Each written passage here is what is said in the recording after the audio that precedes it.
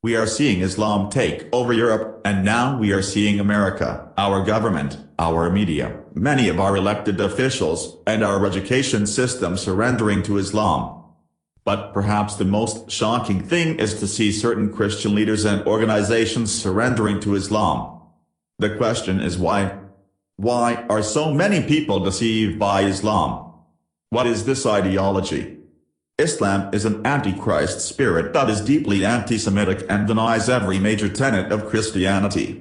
In this presentation, Sharam goes through what the Bible has to say about the beginning of the division between Jews and Arabs, and also addresses what the Bible has to say about Islam and Islamic nations in the last days. Sharam covers Islam's end times eschatology, which is very shocking.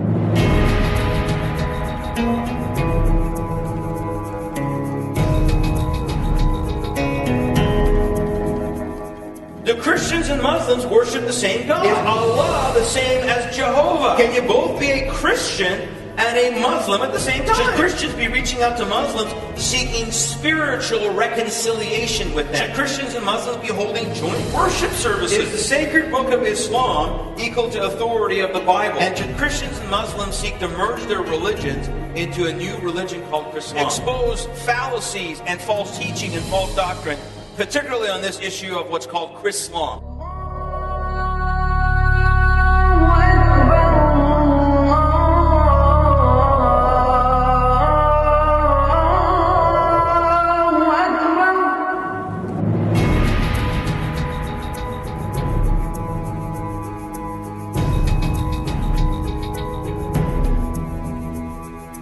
They're taught that the only guarantee is they're supposed to die for Allah. I was taught the same thing. And yet here I'm learning for the first time about the gospel message of Jesus Christ, that Jesus, the true God, has died for me so I can live for Him and have eternal life.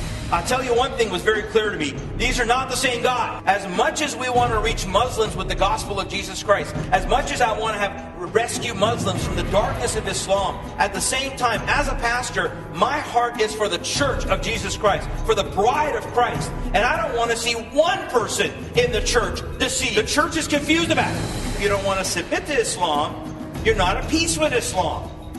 So this kind of merging and blending and mixing, even if it seems like it's working, is only temporary. How can you have a common word dialogue and believe that both books are divine if one is correcting the other? There is no common word. Both sources contradict each other. Only one can be true, folks. Only one can be divine truth. And if any Muslim is watching this video, by the way, or if you have Muslim friends out there, this is what we need to tell them. Not that we have a common God or a common word. We need to say, you need to put your trust and faith in Jesus, who proved who He was, and be set free. So you can have the confidence to know where you're going for an eternity. Do you know that these Muslims in their prayers, many of them don't know, that are actually saying in their prayers, Allah has no son?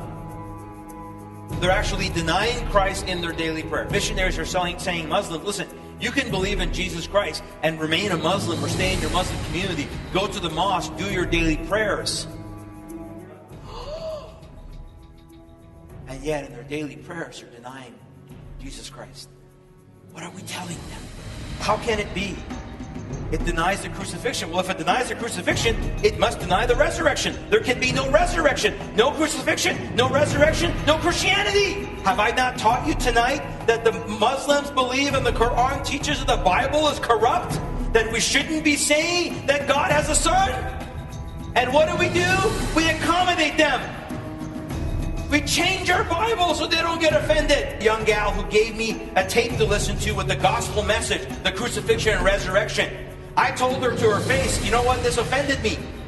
I'm sure glad she offended me. I'm sure glad she was obedient to give me that message, even though it offended me, because the gospel is offensive.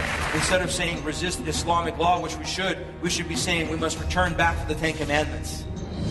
We must return back to the laws that this nation was founded upon, the laws of God. And of course, America better wake up soon, but the church has to wake up. The church of Jesus Christ has to wake up.